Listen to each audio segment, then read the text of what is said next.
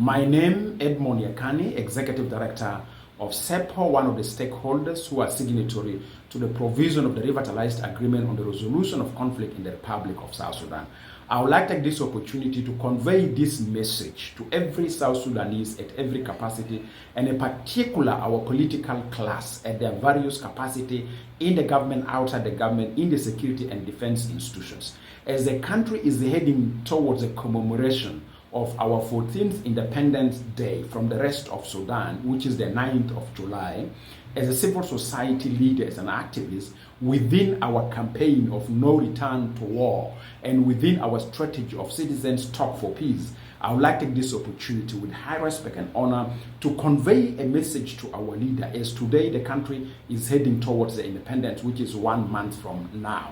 My message is, for political transition to succeed in South Sudan genuinely and successfully, our leaders need to take a primary responsibility of making a very concrete and genuine political compromises over their differences that they have experienced since 1983 until our independence from the rest of Sudan. Because we have seen that our political leaders, their personal grievances that they have experienced during the time of the struggle has become one of the trigger or one of the underlying factors for political instability in the country. And this has made the common citizen to pay a very high price. As we speak now, we can see almost over 50% of the citizens in the country are suffering due to the political instability. Besides, South Sudan is a republic that is rich with resources, human resources, natural resources.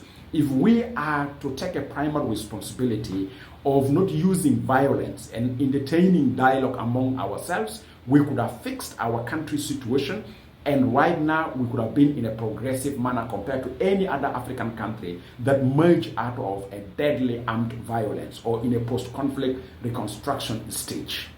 Our appeal and our message to our leaders that as we are heading towards the 14th commemoration of our independence on the 9th of July 2025, we are appealing to our leaders to accept, and we are kneeling before you, begging you, urging you that with the bitterness you have in your heart, with all the aggression you have in your heart, if you really value us citizens, and if you really respect the role you assume to be a leader governing us, who is supposed to be our servant, this is our call towards the 14th independence commemoration of South Sudan Republic from the rest of Sudan. Our call is we must all work together and roll out KEJICO 3 conference. We are aware of KEJICO conferences, the first and the second, how much have helped in fixing political difference among our leaders. So as a civil society, we are raising an appeal to our religious leaders, to our political leaders, that let us have a KEJICO 3. And this should be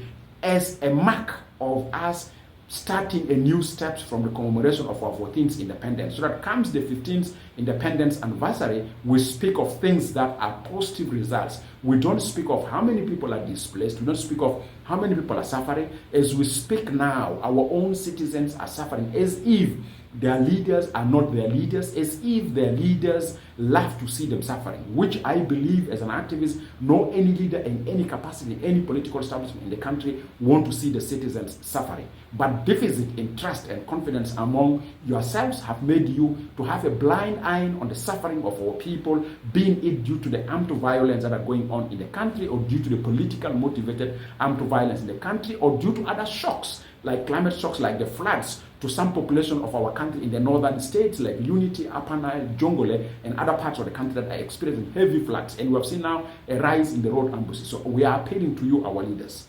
Let the 14th anniversary of our independence be a turning point, be a point where you as a leaders in a different political establishment, at a different capacity in the government, make a declaration for KEJICO 3 to be rolled out, and that should be a homegrown solution, because multiple times we have seen an attack for any external pressure that pushes us to fix our situation. And normally we say anything from outside, it have an attached aims that sometimes are not healthy for our own gain as a nation. Now, as a civil society activists, we are challenging you.